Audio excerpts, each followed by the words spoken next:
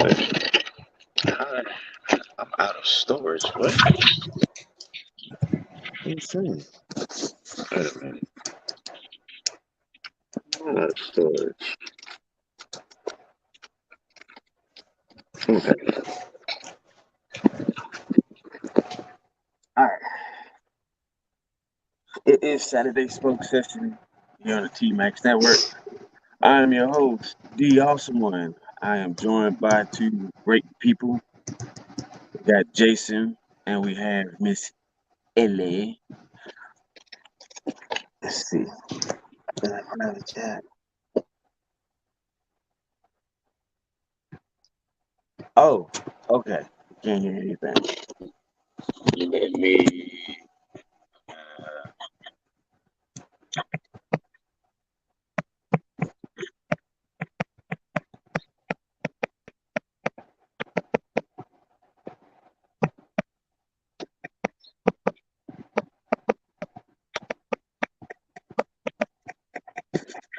Oh, very good. Oh, okay. All right. My end. Technical difficulties. Sounds good. Saturday morning, man. How's everybody doing today? We're doing well. Saturday smoke session today, man. It's a wonderful morning. What do you need to record it? Let's just say that. Off the top. Jesus Christ, woman. Yeah. So I'm having my everyday smoke before I move on from it, which is the True State Nika Rustica, the Adobe. Oh yeah, that's your everyday, huh? That's my everyday, man. I I, like the brujito with the brujito a little better myself. nice, nice. At one point, me and my wife, this woman that sits right here across from me, we were we were big for everyday smoke. We would do chillin' moose. Oh really? Yeah, we had when we lived in Pennsylvania, we get chillin' moose, and they were actually pretty good. And then all of a sudden, Drew State decided to strong arm me with this one. And I was like, this is actually a really great everyday smoke for me. I have a hard time going with the everyday. I mix them up. I smoke Right, probably an average of 3 or 4 a day. Uh, and I just every day I kind of mix it up. right. Well, for me, this one is in rotation of whatever else comes after it. But this is the one I start my day off with. Nice. Yeah, so that's the good one. Do you have an everyday smoke? No, I really don't. I every day I start the day with I got to go to work. I start at 5 a.m. So I wake up. I'm on the road about 4 a.m. and I Okay. start with something really bold. I like something really strong to start my day. I Jeez. consider it like my black coffee, you know. So I on my way to Okay. work, I smoke like any sort of like I would smoke a Camacho Triple Maduro or a JC Newman the Black Diamond, the Diamond Crown Black Diamond, or anything that's got a big punch to it. It's kind of how I like to start, and then I usually have it's either on my way home or if I get sent on an errand. I'll do a my road smoke could be anything. That's one where the Tola is usually more crucial because of timing. So I just kind of go through the humidors and look for something. Right. It's Robusto, maybe a little smaller, double Corona, something like that. And Right. then when I get home, I usually take care of whatever parenting responsibilities, and then move on to something usually pretty strong again. If I had a larger inventory of my own, to be honest, my Don Cecilio would be easily an everyday smoke for me. It turned out to be, in my opinion, a perfect a perfect cigar. Right. Not better than any other, there's a lot that fall into my perfect cigar. That JC Newman is a perfect cigar to me. The Fausto FT 153, which I'm not normally a Toro guy, but that one in particular is a weekend cigar. I smoke that one every weekend. Okay. But my Don Cecilio is probably would be my daily. So I got a question for you, and I asked this to a lot of cigar smokers since the question has been posed to me. Question is, one brand,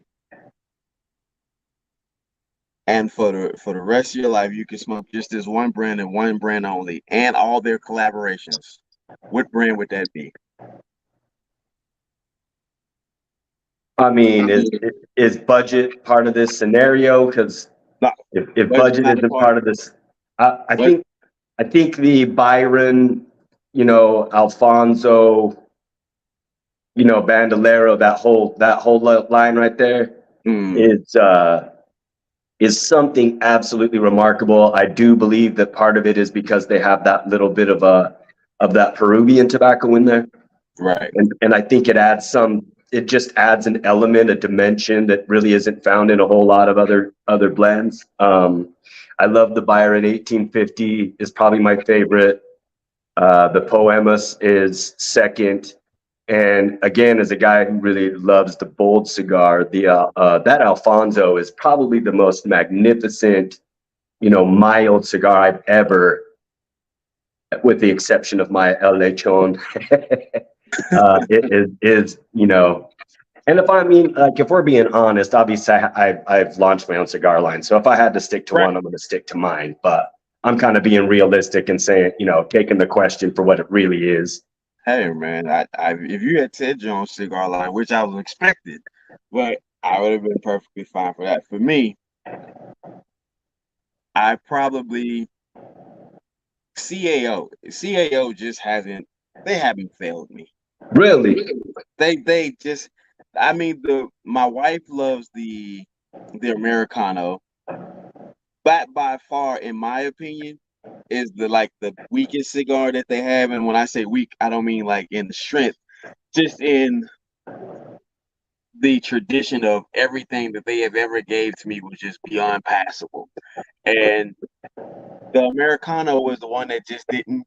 It's a beautiful wrap. I mean, they did a hell of a job wrapping that cigar. It just doesn't smoke like anything else that they had. So I was torn between that and then Drew Estate. But the thing that the Drew Estate that gets me is I'm not a big fan of the acid line. I'm not either at all. So that was like, although I get like the Javas and whole nine, and I love the Liga line. Love it. But that acid line just was the one like, nah. They still have enough diversity though. This is a hard one. I have a bunch of my friends. We have like this ongoing discussion that it's a little different version of what you had just said. And we go, if you could only have 5 cigars, not lines, but like, your 5 only in your rotation, which is a really, really hard one. I mean, I've never really been able to lock it down to just 5 single cigars. It always is changing. You know what I mean? Because you're like, it gives you enough of a spread, right? That you got a variety. It lets you throw some mild and some strong and celebratory in there. But, when I start going, I'm like, yeah, easy. And then all of a sudden I realize I'm at 8. Oh, you know what I mean? It's a hard one. But I think Drew Estate Crowned Heads has got some stuff going on, man. They have so many cigars that I love them also. Right. Well, one thing that drew me to the cigar community is interesting because growing up, both of my parents were smokers. Both of my grandfathers on both sides. My dad's dad, he smoked cigars, cigarettes, and pipes. My mom's dad was just a pure cigarette smoker. And the interesting thing about my mom's dad was this guy had been smoking cigarettes since he was 12. Yeah, It's yeah, like I think about the transition through life. Like, man, what would that look like? We see a 12-year-old smoking today versus back then, how normal that was at that time. And my dad's dad, he was the smoker that gave me the observation of variety of people. Not to say that cigarette people are horrible people or classes. It was a certain type of style of mixing, of conversing that took place with cigarette smokers that didn't take place with the cigar smokers and the pipe smokers. yeah, The pipe and the cigar smokers had always had this upstanding principle of being a gentleman, treating people with respect, even when you didn't agree with, certain viewpoints and values. And man, at the tender age of 12, I knew I was going to smoke cigars. yeah. And on my 18th birthday, when it was still legal for 18-year-olds to get tobacco products, I went and got me one. I got me one. My very first cigar was a Swisher Sweet. Oh yeah, yeah. Not the ones that in the $2 pack. This actually came in uh, I guess a cardboard style of humidor back Oh then. really? Yeah. So you like, the only thing I hated about that was when that cardboard kind of fell, you had to kind of like reach in to open it.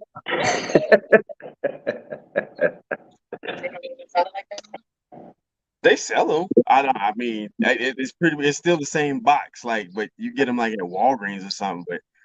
But my cigar game that day was taken to another level because an older gentleman seen me smoking one. He's like, "What you have there?" And I was like, "A cigar." He's like, "I see that, but what kind?" I was like, "Oh, it's a Swisher Sweet." He's like, "Get in." And I'm like, he's like, "Look, one, you're too big, you're too young. I ain't got listen. I just want to introduce you to the cigar." So okay, I got in the truck with him, and he got me my first 5 cigars. Really? Yeah. That's pretty awesome, man. That's a great story, really. So that's where it really I had a nice little break in between, but every now and then I would always visit one. And at the time, keeping labels and social media at that time wasn't a thing that people were really bringing out cigar communities at Right, that time. right. It was just like, oh, I can type a message and send it, and somebody responds back, and it was like that was a big woo-ha at the time.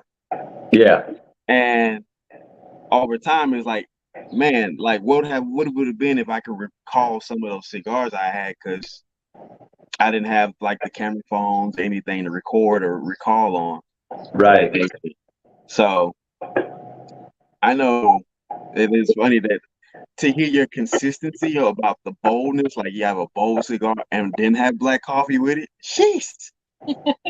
Jeez. Yeah, I don't know. Honestly, I think a lot of it has to do with my culinary background.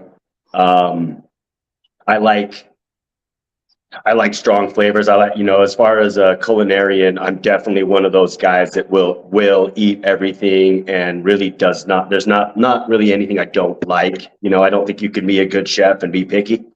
And at a very, very young age, my father, he was very big in both religion actually and food, having me experience everything. So, even at 4 and 5, we were going to Greek restaurants and eating hummus and chickpeas and, tabbouleh and stuff like that. But at the same time, my father would take me to a different type of church every Sunday. So Presbyterian, then Catholic, then a thing called the Lamb Lion Institute, and then Episcopalian, you know what I mean? Seventh-day Adventist Baptist churches. Like, he was like, don't ever make a decision without being informed and having personal experience. Don't have judgments on things without you knowing and having firsthand experience. Don't speak out of stupidity and ignorance. And so that being said, food was something that I started to really love and learn about at a young age. and obviously the combinations of flavors in, say, like Japanese cuisine, Mexican cuisine, Middle Eastern and Mediterranean. There's lots of different things that you can get in a single meal, right? Rather than like American food that's like burger, fries, whatever, you know? Right. And so in Boulder Cigars, until I really started like, you know, learning about the different types of tobaccos and what those effects were more consistently full flavors, right? Like very pronounced, very strong flavors.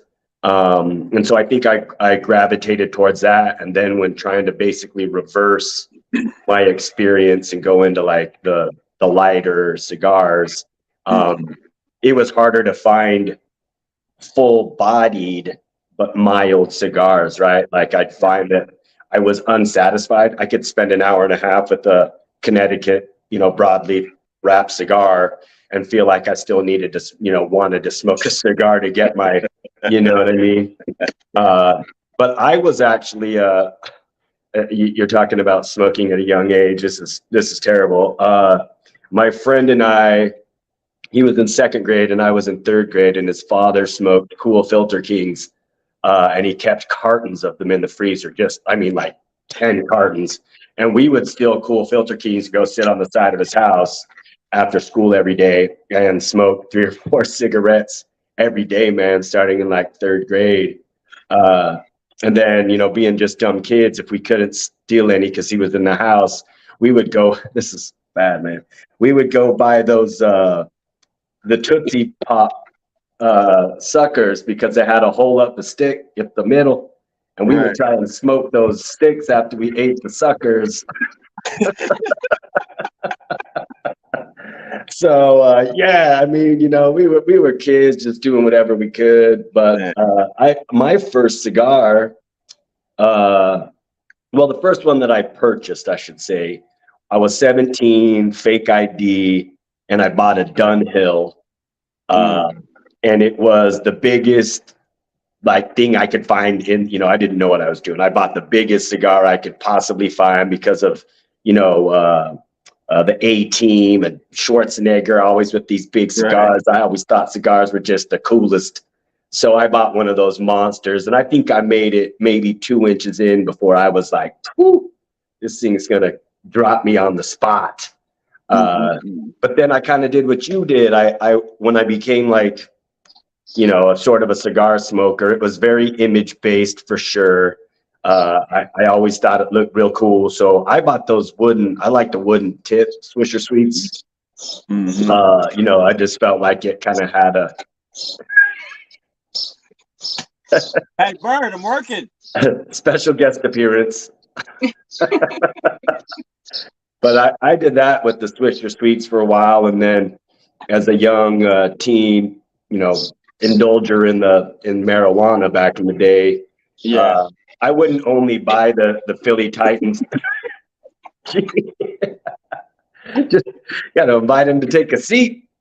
Jesus, that's pretty amazing. But yeah, I would not, you know, we would use the Philly Titan cigars to roll up, you know, the old school blunts. But I also would smoke, you know, you buy them in 5-packs, and I would smoke them again. They were big and they looked cool. And, you know, I didn't know that tobacco had the potential for flavor profiles, you know, in my early days. I smoked cigarettes, and they definitely didn't have some sort of a good flavor profile where you were discussing the notes in your Camel, you know, or whatever.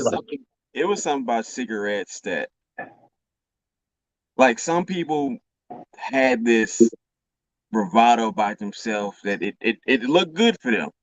Yeah. But it was always like this stench behind it that was like, But a cigar, the smell of a cigar was just so enticing, so inviting. Yeah, I agree. Oh my God. Oh, so you want to hear a funny story? Yeah, of course. So this woman, this beautiful specimen across from me, I call a wife. You call a wife?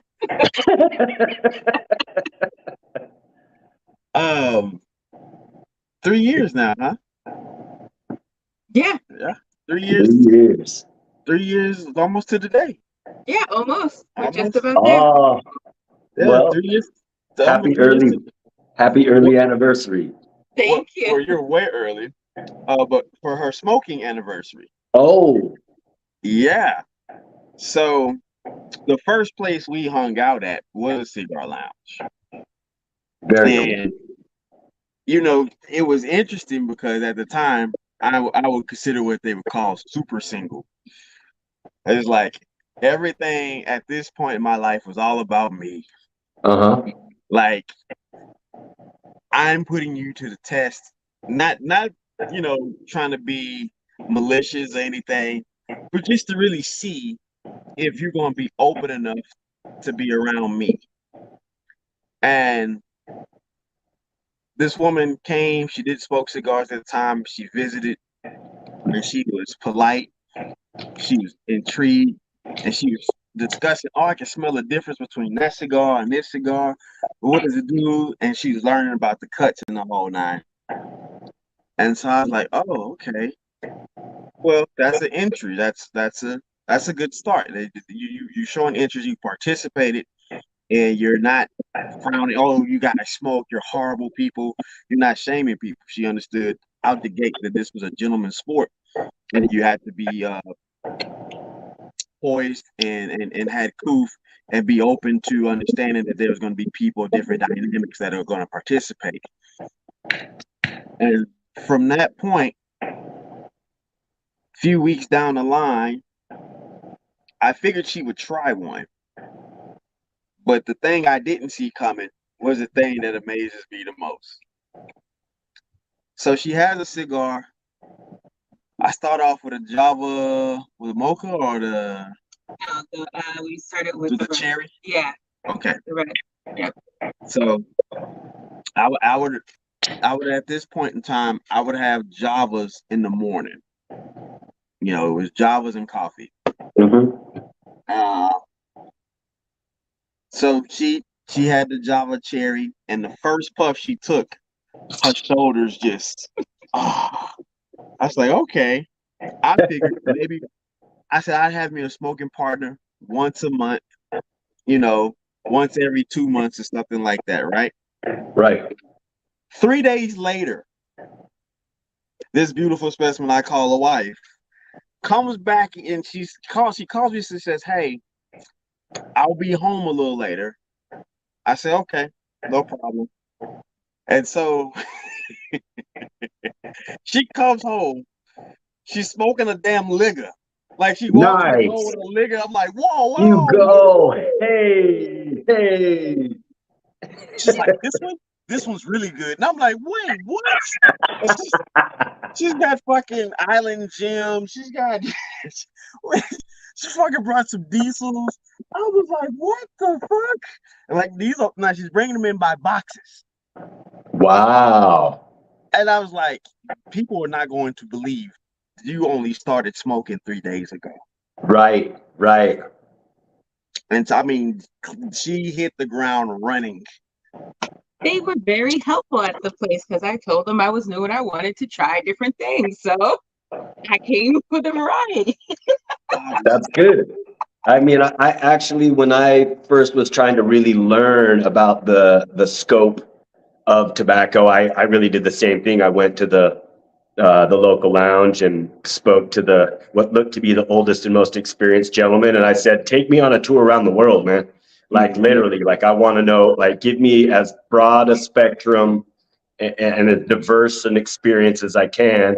And my wife and kids were visiting her family, so I was alone. And I was like, I'm gonna go back to back. You know what I mean? I'm gonna go home, sit in my backyard, and I'm gonna start at the bottom and work to the top. And it was a very similar. I mean, I didn't go buy boxes of Liga, but took advantage of me at that moment. Like, we gonna get her to spend this. yeah. Well, but it's funny you say that though, because in that line there was a Liga 9 as one of the bold experiences. It really was, and it still is today one of my favorites. And that's what she walked in the house with, in her mouth, Liga number 9. I'm like, and I'm guessing it's still one of your favorites. Yes, it is. Yeah, man. It's just, they're so good. They're so good. That's such a beautiful cigar. It is. I commend Drury Estate for that one. Um, And the Year of the Rat. Have you guys like the Year of the Rat? the Year of the Rat, yeah. It's hard Yeah. to find, and it's a very interesting vitola as far as it's that really thin, it's a really thin gauge, which I actually like. And then I think the other one that I really like is I like that Nasty Fritas, that bizarre shape, looks like an animal turd kind of. But man, the smoke output on that thing is unreal. It's like you lit a house fire. You know what? So we lived in Pennsylvania, and we were getting the car serviced, and we wasn't running low on cigars. We just knew we wanted to get some more, and then was Cigar Week coming up? No, not yet. We just happened to pass that lounge quite often, taking that road. No, I'm saying, but okay, yeah. So we saw this lounge that we often saw. It was like a small little spot, but it had a wonderful selection in there. And there was an older lady in there. She says, "Hey, how can I help you?" I was like, "We're just looking to see if we're gonna find something different or find our favorites." And she says, "Well, can I make a suggestion?" Well, we're always up for suggestions. Yeah. And she was like, "You like sweet cigars?" I'm like, not really, but if it has like a starting flavor, then go from there. She's like, "Well, I got one called the Crazy Alice." Well, she said Flat Bottom Betty first, and I said, "No, that's not gonna work for me." And she's like, "Well, the Crazy Alice," and I'm like, "What is that?"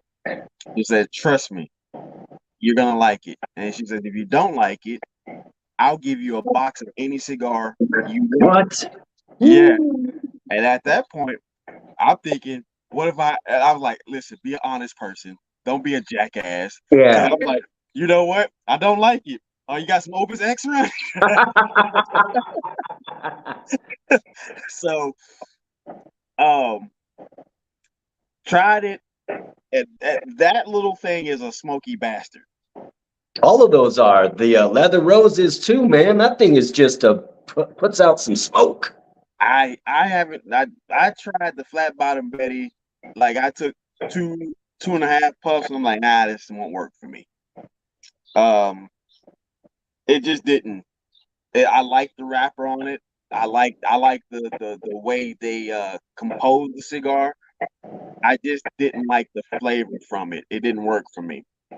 But the Crazy Alice, being a pigtail, oh my God, that is an enjoyment that I was like, I got to give you credit, because for me, for a long time, I didn't care for crazy transitions. Like if my cigar was mild, I needed to stay mild. If it's bold, I needed to stay bold. I didn't want reversal of either way. It would get a bad review for me out the gate. Oh no, it started off bold and great, then it just went weak. Or if it was mild and it got strong, I didn't care for that. But now I have no problem with it. Pappy Van Winkle cigar is one of my favorite transition cigars that a lot of people don't care for, which is crazy. But I understand. I'm not a fan of I really don't like the sweet tip. That the flavor, the infused or the sweet tip, really of kind of any of them, to be honest. It always it's like it's a confusion of my palate. It's like when you throw a mandarin orange in your salad. I don't, I mean, I don't hate it and I'll eat it, but if I'm gonna make a salad, the last thing I'm gonna do is throw a mandarin orange in my salad. Right. And it's kind of like that, where I want to save the mandarin for the fruit salad. Yeah, right. Yeah, exactly. And that's kind of how that sweet tip is. Like the Leather Rose is a beautiful cigar. Love the smoke output. And I was getting the smaller ones because my previous job, I only had a 30-minute lunch. So it was a quick experience. But like the fact that I kept finding myself licking my lips and trying to get that sugar up, it just felt weird, man. I was in an all-man working in a manufacturing plant, you know what I mean? Right. Sitting outside licking my lips. I'm like, this is not an appropriate location. Right. Right. But I am a huge transition fan. I think that shows some masterful blending and rolling by whoever created it. If it's intentional, I mean, I guess it could be accidental, and of course, every cigar can be a little bit different. But right, I really love when a medium or mild ramps up. And not just because it's the tar that's, you know, getting saturating the final third. So of course it's stronger because it's got that buildup.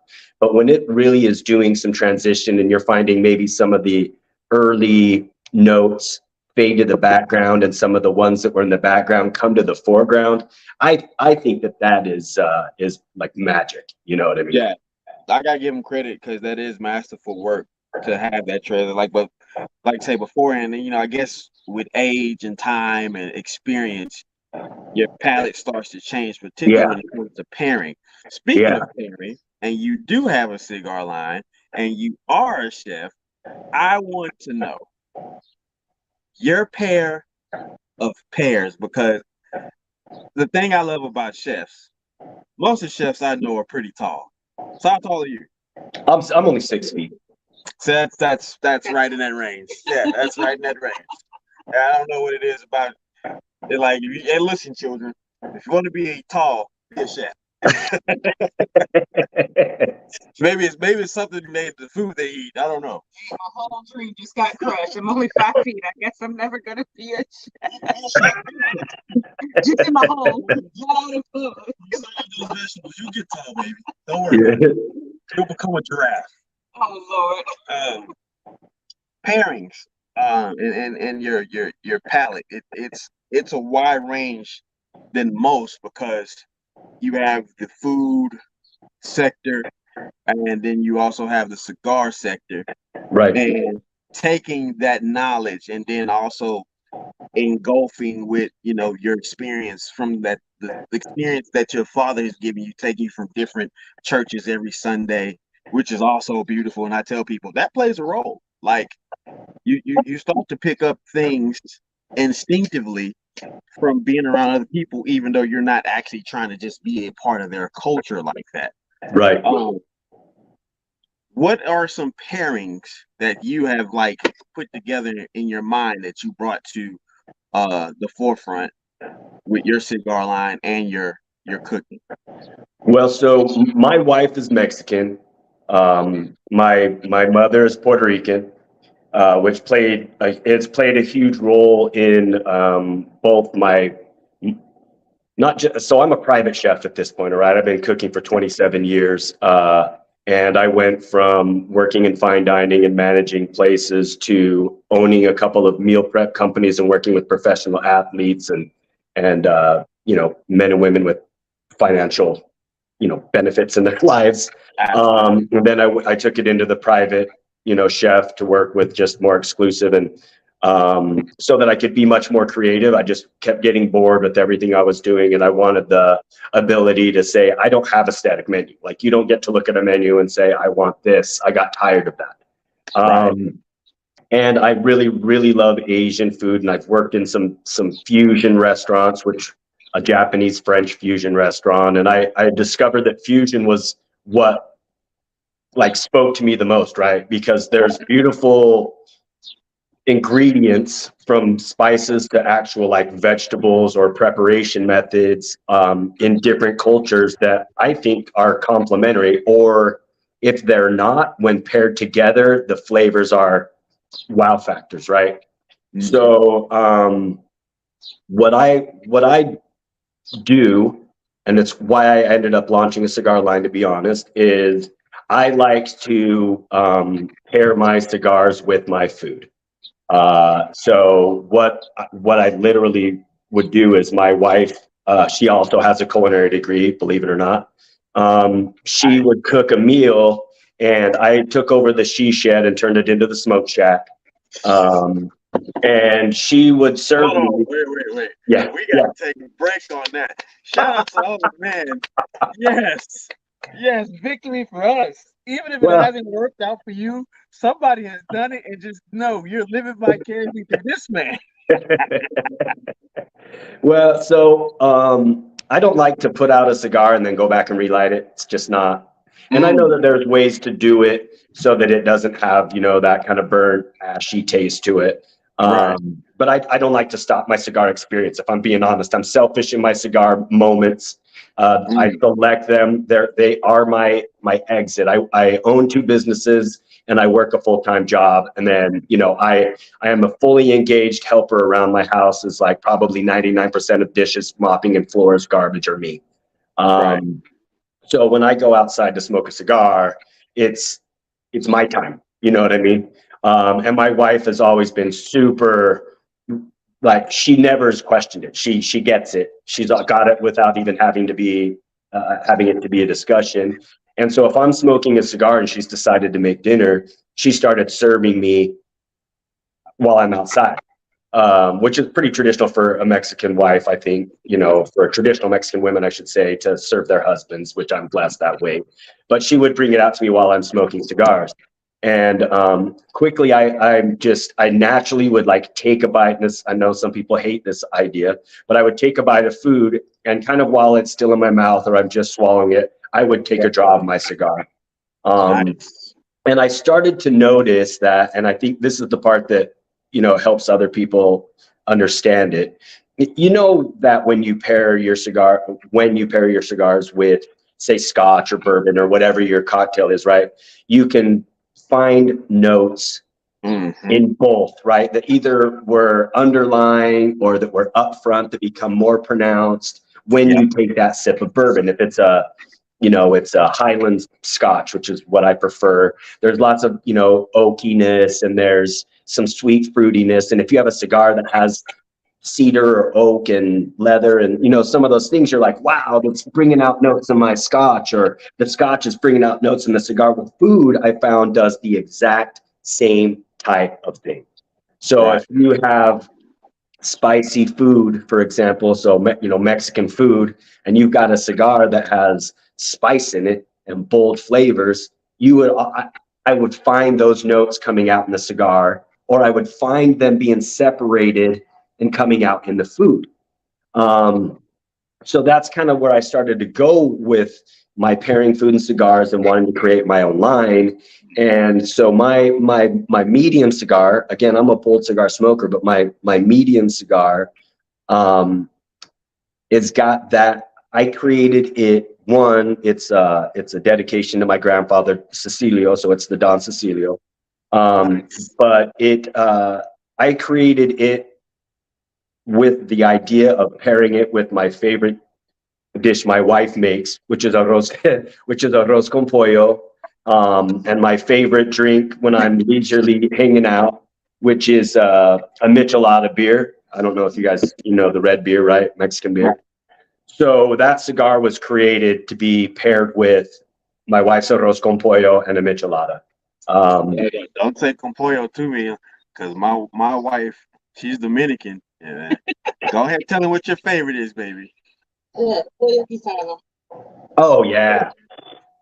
So and if I say it too loud, I'll have kids around me talking about, you making it for dinner?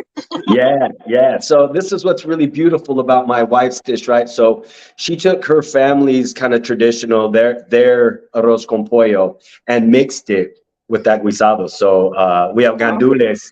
She puts gandules in her arroz. So it's a fusion, which makes it even more beautiful, right? So she was showing respect to the arroz con pollo I grew up with, which there's nothing better than that rice that's stuck to the bottom of the pan.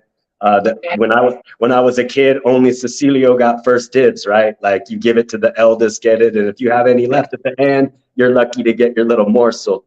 Well, now I'm the top of the food chain of my house. The fight for Concon.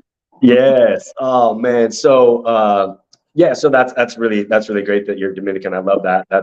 There's such a difference in the cuisine of our Caribbean heritage, versus the Latin American culture of Mexico. I love all of it. I think they're just all such beautiful cultures and cuisines that the merriment and the fusion of the two, again, with that Michelada beer and then a good spicy cigar that has peppery notes, even has the baking spice, because there's a lot of cinnamons and anise and coriander and culantro and stuff like that in Caribbean foods.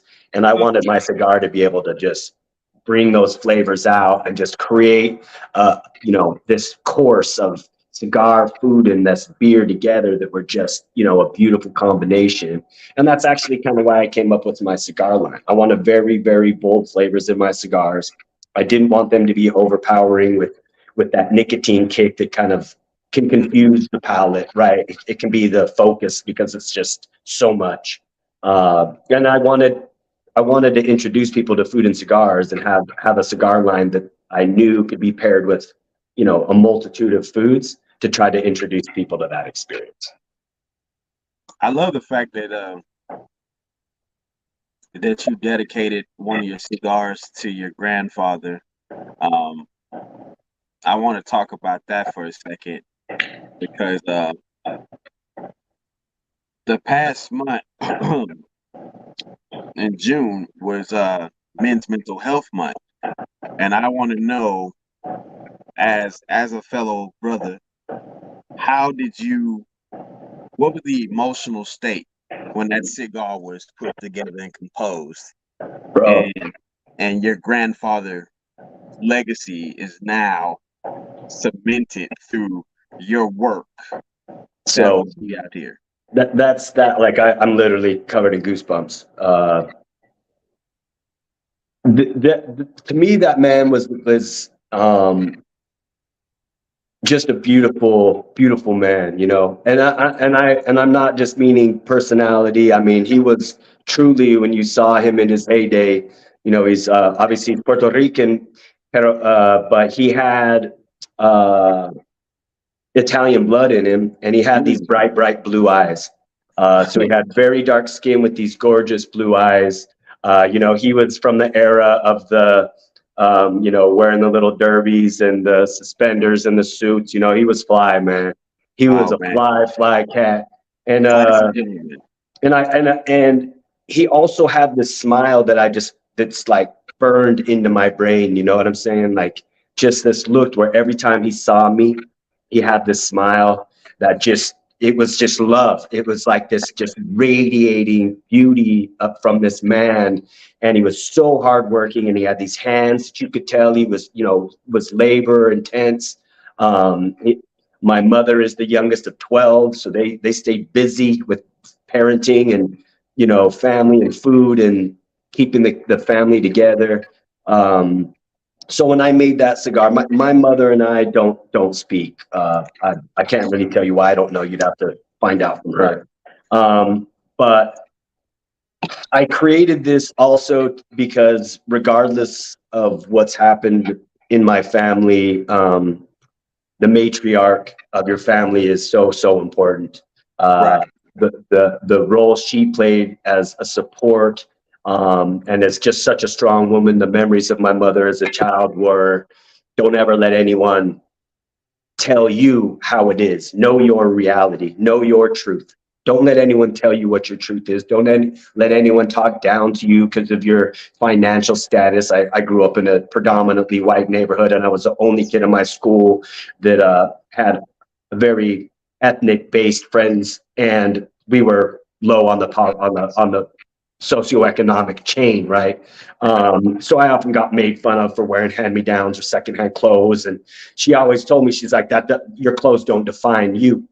Your bank account doesn't define you. You define you. You tell the world who you are. And I know she got that from her father, right? Who had to scrap for everything he had, but he was filled with happiness, pride, and joy because he was a wonderful human.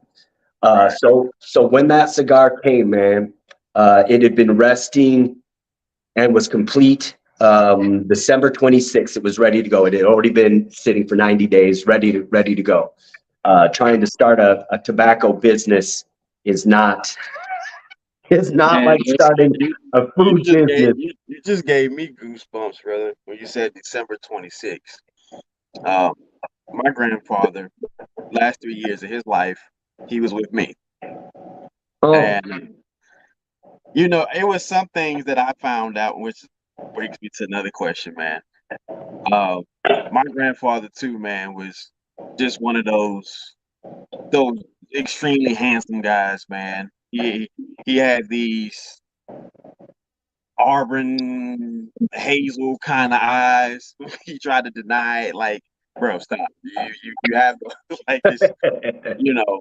And his dad, his dad being black and Native American, and his mother being half black and white, they made this man.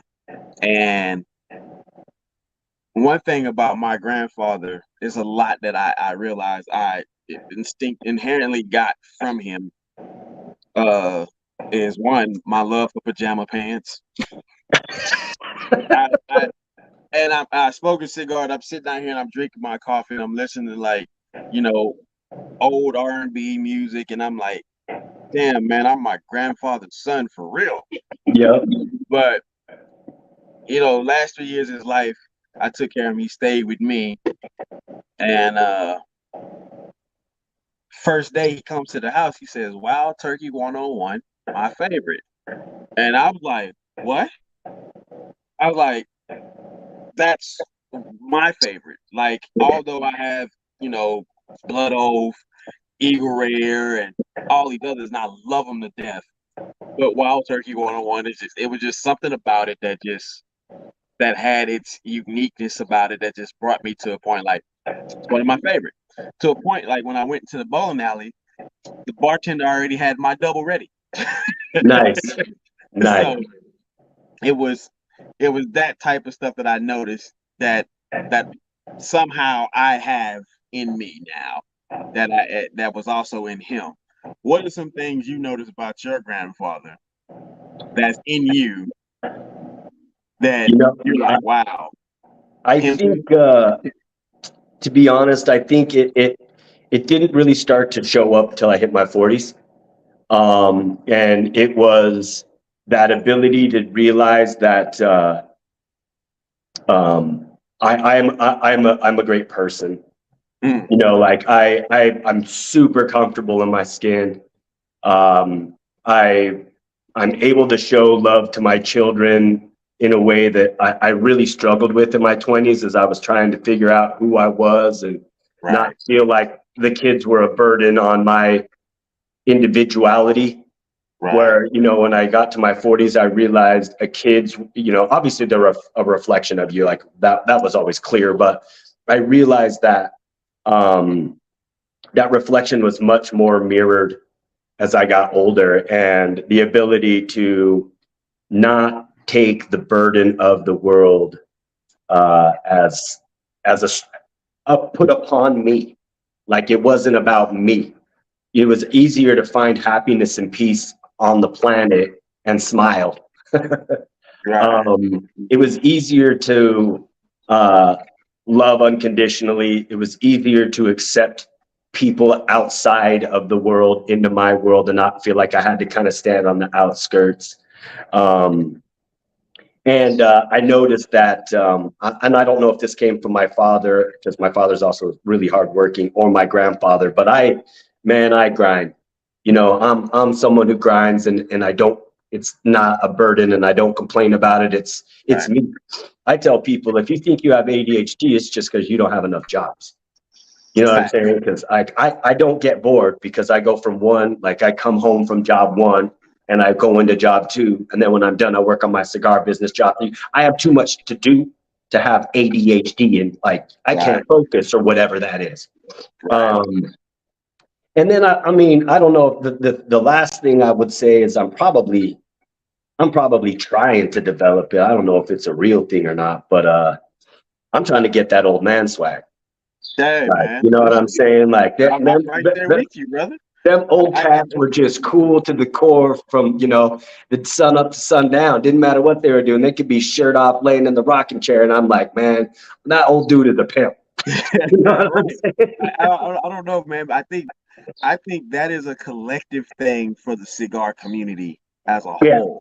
Yeah. It's like, you don't look at the young guy that comes in. You look at the older guy that's over there with the ascot and the smoking jacket, and he's sitting up there just so refined, looking like he has all the world knowledge in one hand, and look like he got, you know, all the intrepidations and skill sets in the other hand. It's like, God, that guy.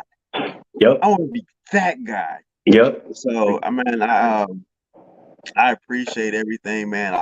Hopefully I get to have you join us again, man. I have a segment that we do. It's called Sit Bro, which stands for Success is the Best Revenge Overall. Uh-huh. And the purpose of Sit Bro is to mend the generational gap between men. And that's to get the young guys to understand, like, listen, the older guys are here for you. And for the young or for the older guys, understand, hey, the younger guys are here for you. And so we build this round table, man, and we just discuss, we laugh. We have men be men. And the very first one, I wanted to do like 15 and up, but some guys came on that was 12 and 14.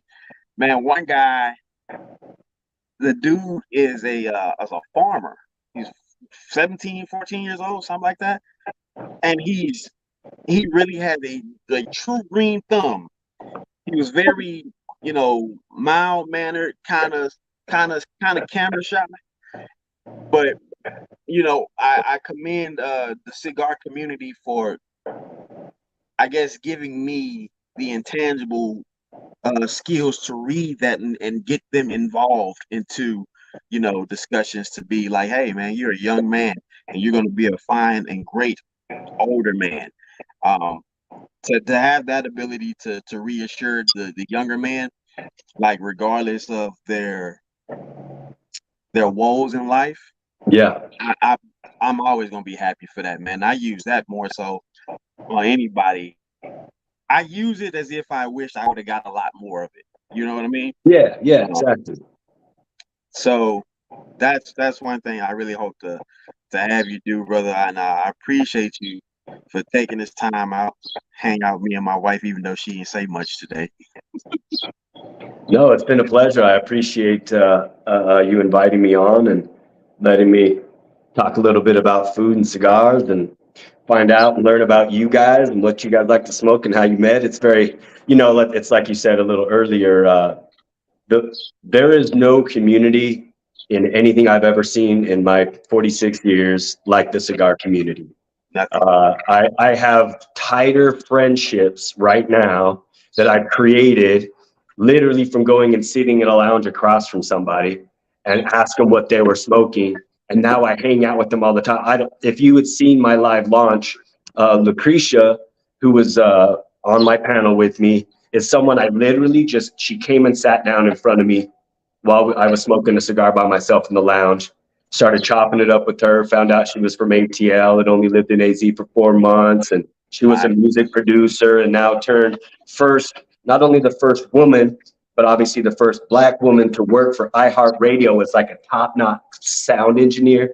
So she's got a son in the Navy. Like, she's just got a beautiful, beautiful story. She's a beautiful, beautiful person. And I talk to her all the time. Like, she took some of my cigars to smoke on her trip to Greece. She's on her way back right now. You know what I mean? Like, and it's from the cigar community that I met her. And then a couple of my best friends I met on the Twitter cigar community, and I see them in person, go on vacations with them in person. And everyone in the community is respectful. Money has never meant anything in this community. Right. What your job title is, you don't have to be a doctor or a lawyer. There are farmers, there are truck drivers, there are cooks, there are, gardeners, there are everything in the world. And that's but the unifying ability with the cigars, because we all have that commonality.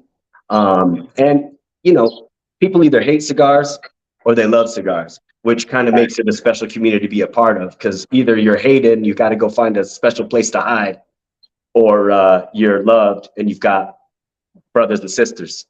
Man, I love that openness too, because there's been plenty of times I went to cigar lounges and there was people in there that were not smoking, and just like, I just like the smell of, just like being around, and they were still welcomed, man. It's that instant brotherhood and that gentleman behavior. Well, and there's not it's not a bar vibe. You know, like I think a lot of us are done with clubs and bars. I don't want loud music. I'm not trying to go and look at girls. I want to go and relax, man. I want a quieter atmosphere. I want to kick back and have a conversation. You know what I Right. mean? I don't want to yell to have to hear you and you to hear me. Yeah, and I think that this community, obviously, like now I'm on the show, you know, speaking with you two, and I feel like even though we've never spoke before, like now we have, and I feel like now we're friends. You know Right. what I mean? Like now, if we ever see each other or talk again, there's going to be a different dynamic to our communication. Absolutely. You know? Absolutely. A brother of mine is a brother of mine. Got a Yeah, cigar yeah, in his mouth, man. And exactly. I love everything you got going on. Like I said, I've seen, I talked to, Mr. TKO, who was commenting. Shout out to you, Mr. TKO. Definitely to the brothers and sisters out there that are smoking this morning. It's nothing but love for you. Um, but the Twitter cigar community doesn't get enough credit, honestly. Hmm. And it's by far like I've been on Twitter and been smoking cigars for quite a while. I've been on Twitter. I just realized I've been on Twitter like 12 years and didn't post any of my cigars. And when I talked about cigars and posts, never got any reaction. Then I started posting pictures, and like one of the first pictures I posted got like 50 something likes. I was like, whoa, you know. Yeah, Typically on Twitter, only people that get like these kind of likes is when they're popping they behind. yeah. That's It's like, true. whoa. So, but the cigar community was there in large and it's consistent. Um, there's like you said, there's a camaraderie and there's the brotherhood that is there, and everybody's kind of linking to each other some way and somehow. Speaking of a great cigar guy, shout out to JB, man. JB, man. The Cream Soda and Cigar Club. I'm an official member. I got my sticker, and he sent me another sticker here recently. And man, we were having some issues because the mail guy would just not give me my damn package. Uh-huh. It was like, hey, it's en route. He says the tracking number. I'm watching the tracking, and it gets to me, and I'm like, what the? So I had to call the U.S. Post Office and say, listen, it's not above my moral or pay grade to go off on your employee for not dropping off my package. Yeah, yeah. And so next thing I know, I ended up getting it. And he said, man, just for the troubles, he sent me some sticks. And I'm like, that's the type of thing that I didn't expect that you can expect, regardless from the brotherhood. Yep. And I wanna get information about your line. Where can we get it? Where can we get your cigar? My website's live. It's rebelchefcigars.com. You can just order directly off the site. I've got a trio, which is one of each, and then each also you can buy as a single, you can buy as a 5-pack sampler, or you can buy them in 10 count boxes. I try to get them out as quickly as possible. Usually I get home from work and then start to try to fulfill the orders. But back to JB, man, that is one of, we call each other palette doppelgangers. We seem to love the exact same cigars. We bomb each other back and forth with cigars as much as possible. I love that, man. He needs to get credit for. So the current bands have already been changed. We're just constantly kind of growing and trying to create a better, more marketable product. But JB is my guy, man. He created the bands for me. He's done all the imagery. Many of the memes and the GIFs and stuff that you've seen that say anything RCC, they're all JB. The stickers that come, they're all JB. I mean, that guy is a true. He's a Superman. He's a superhero, man. Like, Yeah, I mean, he he's truly is, everything. man. And in his I love the community, fact that he doesn't exclude that he works out and has cigars. yeah, It's like, yes, somebody else. I wasn't yeah, just the only one. yeah. It's true. It's true. Yeah, everything about that man is amazing to me. He's definitely one of my best friends in the world. Love that guy. I'm glad that you Oh guys man, know bro, him. I'm glad that you happen to know him as well, because yeah. he shines light wherever he looks, and you know what I mean. Light is just follows him. So man, my hopes is in the future. I'm thinking probably do a Saturday smoke session probably once a month. just to give people time to like really discover and study and become more involved with their cigar communities or where they at locally, um, and even by far highlight a lot of these cigar weeks, highlight people like yourself with your skill sets and your dynamic brand, man. I've been seeing it on Twitter. It is like crazy, and it is to the point like I'm like telling my wife I'm missing out. Shit, like I gotta get Yeah, some. that was kind of the goal, to be honest. Like I said, the cigars were finished in December 26th, but the legalities of the government organizations to get it set up so that I could do it correctly and make sure I had attorneys and everything because I wanted this company to have the potential to grow. I set it up as a marketing way, and I used the brotherhood of the Twitter community mostly. Where I had sent them, I'd sent a whole bunch of them samplers with a letter that said, don't post anything until June 17th for the live launch. I want you to keep it on the low pro. And then on the 17th, please post your cigars. And that was on the 17th, which was, a couple, 2.5 weeks ago. And so many people jumped out and supported me. I've already had several of the people reorder. They were received. I mean, I thought they were magical cigars, but, obviously I'm biased, but the Absolutely. reviews have been incredible. And the people have been posting them like crazy. And the idea was to show, get them in front of as many people so that they, like you just said, were like, whoa, what are these? I need to try these out. And it's amazing, man, to see people sharing and smoking your own cigars is, that's an experience that I never could have thought one would happen, but two could be as incredible as it has been. So I appreciate you bringing me on here and giving me a little bit more, exposure, man. Really, really means a lot. Man, we are only a small knit for right now, like 260 subscribers or something of that nature. But we would love to come and be on your platform, man, and even cross promote or whatever the case may be, man. It's brotherhood over everything. Yeah. For us over here at T Max Network, man. There's some great people that I truly like you to meet and then see who they're connected to and then get your brand in those people's hands. You'll be like, wow, this Yeah, is I'd love crazy. it. That'd be So fantastic. then I'm gonna be DMing you like all my information, email, phone number, and stuff, because I want to stay connected just beyond just this interaction. Um, Fantastic. it's been fantastic, man. Me and my wife definitely gonna have to get some of your smokes and let the people know like you're out here, man. Thank It's you. crazy. It's Thank funny. you. My neighbor sits right. He just walked up. His brother also rolls. He hand rolls cigars too. So Fantastic. it's coming together, man, to see how it grows. And I love the fact that you're something of when you spoke about the one brand you would smoke, it was something similar to like when I met Rocky and I asked him what was like one of his favorite cigars. And he mentioned Fuente. Like I was like, what? Like Yeah. nobody like the cigar community does that. It's that thing where Nike's not going to ever big up Reebok. Reebok is Right. never going to big up Adidas, and it's just not going to happen. Nope. So you like even with music, certain artists is not just gonna really give other artists their credit, and but the cigar community would definitely do that with no problems at all, man. I love it, man. I thank you once again for coming on, man, and Thank making you. this Saturday session special. Thank you, wife, and you Thank made you, this guys. also special. You only said 5 words, but next time it's okay. Thank you. But Thank you.